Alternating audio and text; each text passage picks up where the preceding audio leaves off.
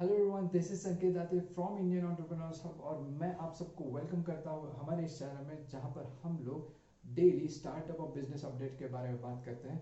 तो देखते हैं आज के स्टार्टअप अपडेट्स क्या क्या है। Let's dive in. पहला अपडेट आता है मेक माई ट्रिप की ओर से। मेक माई ट्रिप ने अपने 350 एम्प्लॉयज को ले ऑफ कर दिया है इस कोरोना वायरस और लॉकडाउन की वजह से बने हुए कैश क्रंच की वजह से।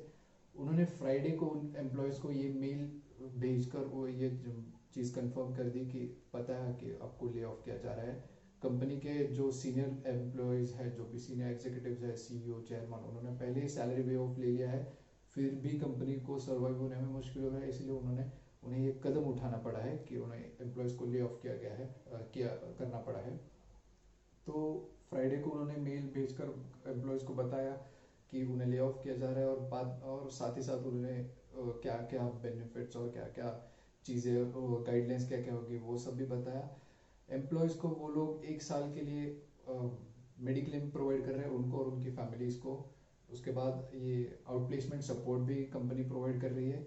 और साथ ही साथ कंपनी का ये भी कहना है कि जो लैपटॉप कंपनी की तरफ से एम्प्लॉयज़ को दिया गया है वो एम्प्लॉयज़ रख सकते हैं, उन्हें वापस देने की ज़रूरत नहीं है। कोरोना वायरस और लॉकडाउन की वजह से जो जो बिजनेसेस को हिट हुआ है उसमें से टूरिज्म सेक्टर उन बिजनेस सेक्टर्स में से था जिन्हें सबसे ज़्यादा प्रॉब्लम हुए। लगभग उनका बिजनेस शट ही हो गया और इसके बाद भी काफ़ी दिनों तक ये यही हाल रहेगा उन बिजनेस का। उन्हें बहुत ऊपर आने में अभी बहुत टाइम लगने वाला है। तो उसी की वजह से मेक माई ट्रिप को ये डिसीजन लेने पड़ रहे हैं और बाकी सारी कंपनीज को भी इसी तरह से डिसीजन लेने पड़ रहे हैं। अभी टूरिज्म सेक्टर को पूरी तरह से उनके वापस से ग्लोरी में आने में अभी बहुत टाइम लगेगा। अभी देखते हैं कैसे कैसे मेक माई ट्रिप और बाकी सारी जो गो वगैरह ऐसी जो कंपनीज हैं जो इस सेक्टर में काम कर रही है, देखते हैं वो किस तरह से सर्वाइव करती है, किस तरह से अपने प्रोडक्ट्स को चेंज करती है। और देखते हैं क्या सीन बनता है कुछ दिनों। दूसरा अपडेट भीम ऐप के रिलेटेड आता है। इजराइल बेस्ड एक सिक्योरिटी कंपनी है जिसका नाम है वीपी मेंटोर। उन्होंने कुछ दिनों पहले एक आर्टिकल पब्लिश किया जिसमें उनका दावा था कि भीम ऐप के लगभग 7 मिलियन यूजर्स का यानी कि 70 लाख यूजर्स का डेटा लीक हो गया है।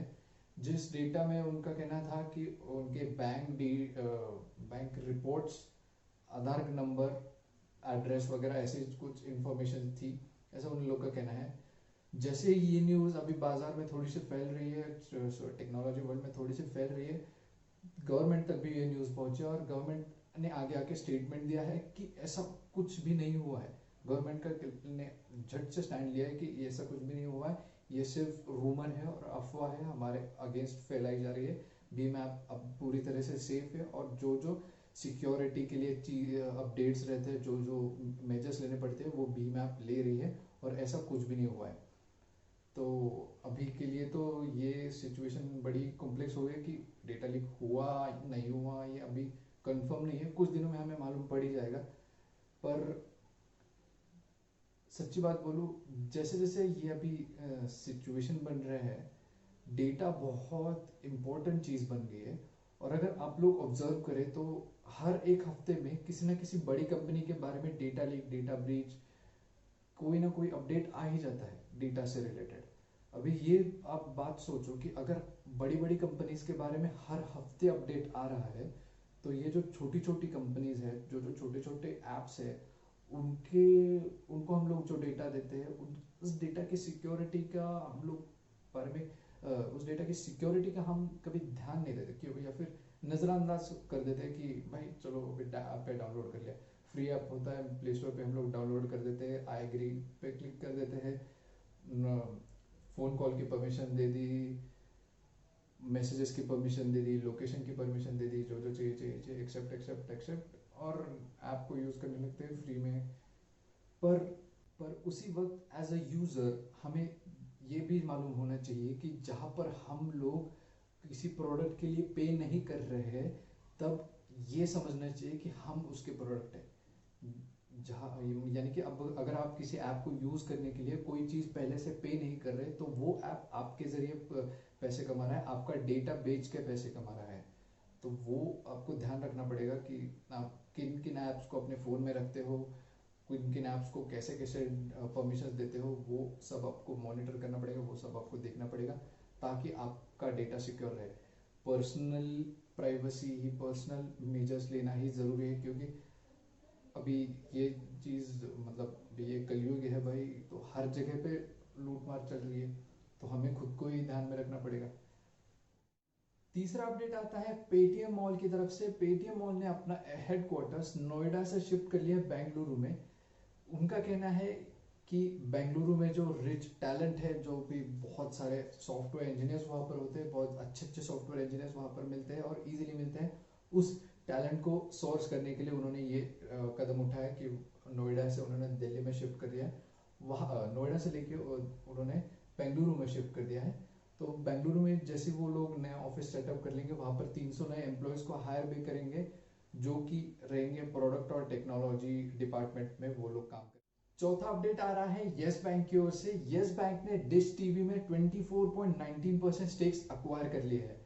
डिश टीवी जो कि एक डीटीएच प्रोवाइडर यानी direct to home service provider है, जो अभी के लिए ओन कर रहे थे एसएल ग्रुप और वीडियोकॉन मिलकर।